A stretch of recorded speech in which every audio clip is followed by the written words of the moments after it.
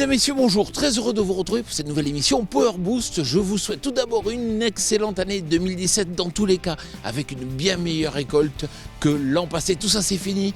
Vous allez voir, dans l'émission Power Boost, on va vous montrer des possibilités de diversification et l'agriculteur que nous sommes venus filmer ici, tout près de Calais, est un agriculteur qui a diversifié sans forcément investir. Et ça, c'est de la flexibilité. Mais sans plus tarder, le sommaire de cette nouvelle émission Power Boost. Hey!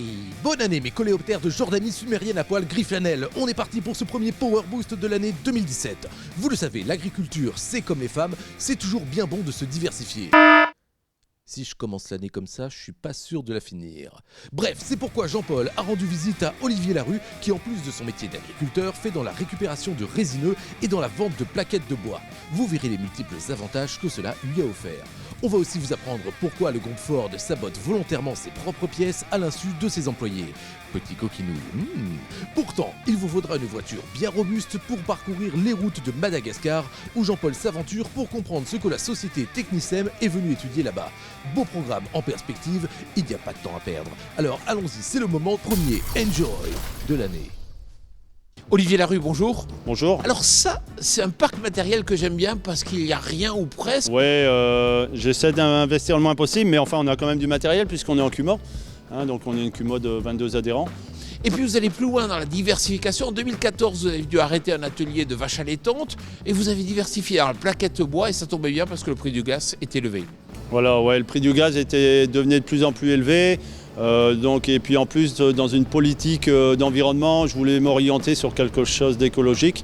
Donc c'est pour ça je me suis questionné pour installer une chaudière à plaquettes de bois. Est-ce qu'aujourd'hui c'est intéressant? Est-ce que vous amortissez rapidement le matériel? Aujourd'hui, oui, c'est intéressant. Je compte un retour sur investissement au bout de 8 ans.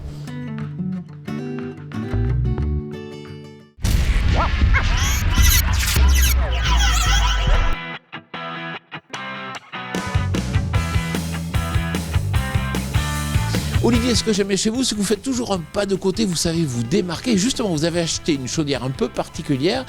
Pourquoi? Alors, c'est une chaudière à plaquettes de bois. Alors, j'ai installé ça parce que elle peut brûler des résineux et des peupliers. Alors, les résineux et les peupliers, c'est les arbres que personne ne veut, parce qu'il y a la résine, donc ça encrasse les systèmes de conduit. Et les peupliers, pareil, comme ça brûle trop vite, c'est pas intéressant. Et alors c'est intéressant pour ces chaudières-là parce que les résineux et les peupliers, ce sont les arbres qui ont le plus gros pouvoir calorifique. Alors le pouvoir calorifique, c'est la capacité du bois à chauffer sur une courte durée. C'est l'objectif d'une chaudière comme ça, chauffer l'eau à courte durée. Alors techniquement, pourquoi elle en est capable cette chaudière?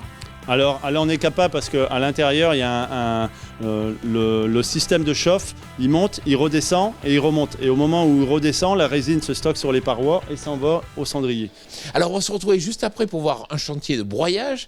Mais je vous invite à présent, puisque vous le savez, on aime bien mettre en avant les entreprises françaises qui réussissent à l'international, à aller à la rencontre d'une entreprise d'Angers. Vous allez voir, elle est présente en France, mais aussi à Madagascar.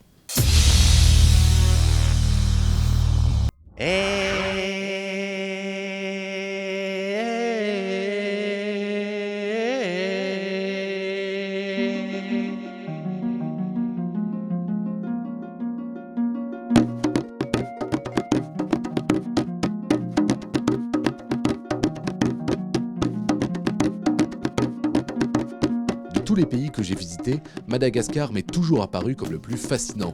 Du fait de sa population extrêmement accueillante, de ses voitures d'une autre époque, mais surtout du fait de ses fabuleux paysages. Dans les rues de Tananarive, on mesure de suite les enjeux du continent africain, développer rapidement le potentiel de l'agriculture locale pour satisfaire les besoins d'une population africaine en pleine croissance qui devrait doubler d'ici 2050.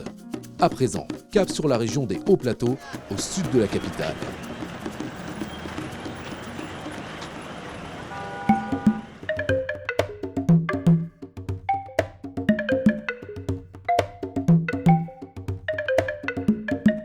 Je suis ici à quelques dizaines de kilomètres au sud d'Antsirabe, au pied des hauts plateaux de Madagascar.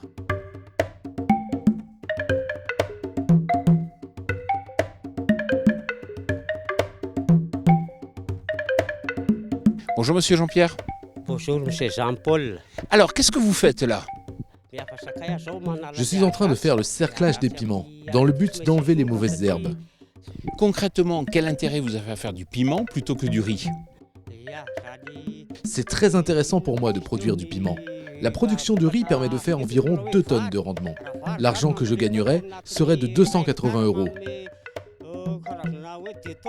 Avec le piment, le rendement pour un hectare est d'environ 150 kg, mais je gagne 105 €, ce qui fait en tout 1050 €. Il y a donc une grande différence. Jean-Pierre explique aussi que les agriculteurs de cette région sont fortement pénalisés par le vol des zébus. À l'origine, il s'agissait d'une tradition villageoise actant le passage d'un jeune à l'âge adulte. Mais aujourd'hui, ce sont de vraies bandes armées qui effraient les paysans et leur volent les zébus pour les revendre ensuite, à tel point que les éleveurs ne quittent plus leurs animaux, quitte à moins cultiver leurs parcelles. Les conséquences sont graves, car les zébus représentent l'épargne des agriculteurs et leur richesse. La perte des zébus signifie souvent la pauvreté pour toute une famille. Je reprends la route pour aller à la rencontre d'Isabelle. Son métier, c'est d'essayer de réaliser les meilleurs croisements. Elle encadre la production de différentes cultures comme le piment, la tomate ou encore les aubergines européennes et africaines pour la société Technisem. Elle essaye aussi de comprendre quels sont les besoins des agriculteurs malgaches. Bonjour Isabelle. Bonjour Jean-Paul. Alors vous représentez la société Technisem ici à Madagascar. Alors hier j'ai vu des plants de piment. Concrètement, quelles vont être les prochaines étapes une fois les semences récoltées? Les agriculteurs multiplicateurs feront la récolte de ces piments dans 6 mois. Après l'extraction, les séchages, c'est-à-dire les post-récoltes, les semences ainsi récoltées, une partie passeront à un tir à B pour faire le test de germination. Les semences qui germent, qui suivent les normes internationales, feront l'objet de l'achat. Achetées et transportées par camion à Antsirabe, ces semences seront conservées dans une chambre froide avant d'être nettoyées, puis soumises à un test de germination. Ensuite, elles seront expédiées vers Angers en container via le port de Tamatave. Merci Isabelle de nous avoir reçus ici sur votre station. Je vous remercie également de votre visite à Madagascar. Merci. Quant à moi, je vais aller à Angers voir le devenir de ces semences.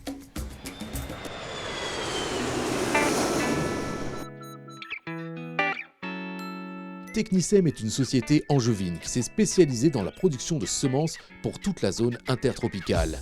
Elle travaille en particulier à Madagascar car il existe là-bas une grande variété de climats, des agriculteurs compétents et, sur les hauts plateaux malgaches, des conditions pédoclimatiques qui stressent les plantes au point de leur faire produire un grand nombre de graines. Édouard Bove. Bonjour. Bonjour. Alors, je rentre tout juste de Madagascar. C'est vrai que j'ai vu vos productions là-bas au sud de Tananarive. Comment expliquer qu'aujourd'hui les semences viennent ici à Angers?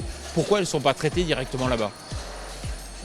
Donc, Angers, historiquement, la société Technisem a été créée par une famille française, donc on est basé en France. Ensuite, en France, on réunit toutes les conditions pour faire marcher une usine de conditionnement comme vous voyez derrière moi. C'est-à-dire l'électricité, les transports, la maintenance, du personnel qualifié, des ordinateurs, tout ce qu'il faut. Ensuite, d'un point de vue logistique, c'est beaucoup plus simple finalement de ramener tout en France parce que finalement on produit partout dans le monde, donc la France est assez centrale. Et d'un point de vue logistique aussi, import-export, il y a très peu de lignes. C'est très compliqué de faire de la logistique entre pays africains. Donc finalement c'est beaucoup plus simple de ramener en France et de renvoyer en Afrique dans le cas de Madagascar. Ce semencier a créé un véritable réseau de distribution en Afrique avec comme particularité d'aller jusqu'à la livraison des semences à l'agriculteur, même dans les régions les plus reculées d'Afrique. Cela est un véritable investissement, mais cela lui permet aussi de parfaitement mesurer les attentes des producteurs et de les faire remonter aux sélectionneurs. En France, en Afrique ou ailleurs, la parfaite connaissance des attentes du client reste la clé d'une commercialisation réussie.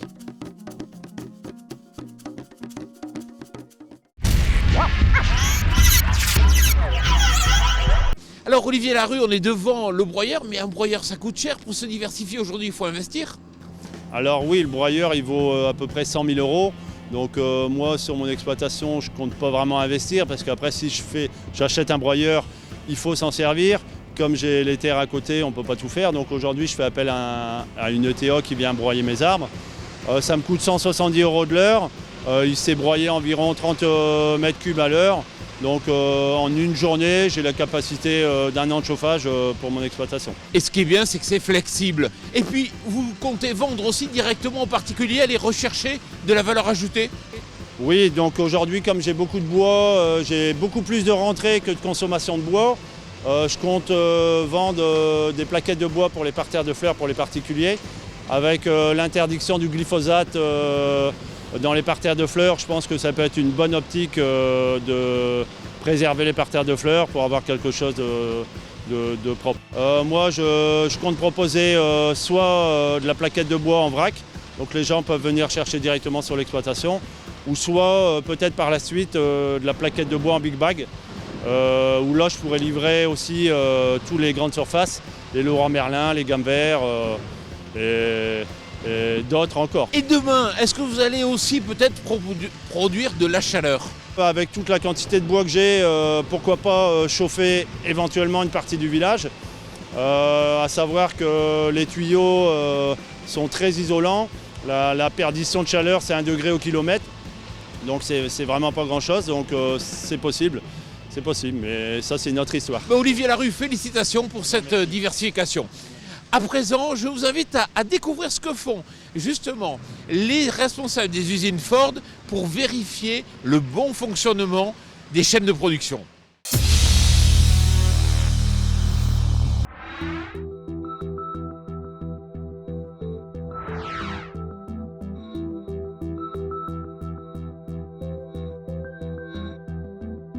Le constructeur automobile Ford n'a pas froid aux yeux. Pour éprouver ses lignes de production en Espagne, il les sabote régulièrement en y incluant des mauvaises pièces et composants défectueux. L'objectif de ce sabotage organisé est de s'assurer que le système de traçage visuel fonctionne correctement. Il permet de photographier, de vérifier et de suivre chaque pièce des véhicules assemblés.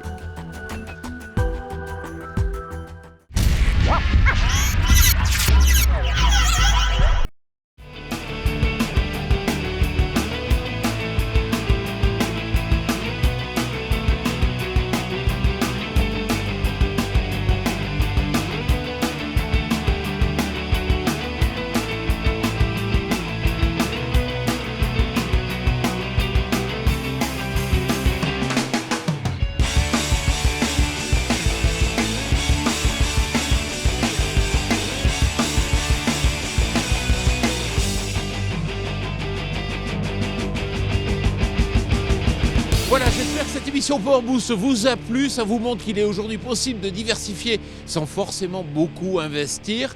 Vous savez que pour tout savoir sur tout ce qui est innovation, mais aussi diversification, il faut consulter notre média partenaire Agriculture et Nouvelles Technologies. Quant à moi, je vous souhaite à nouveau une très bonne année 2017 et je vous retrouve la semaine prochaine.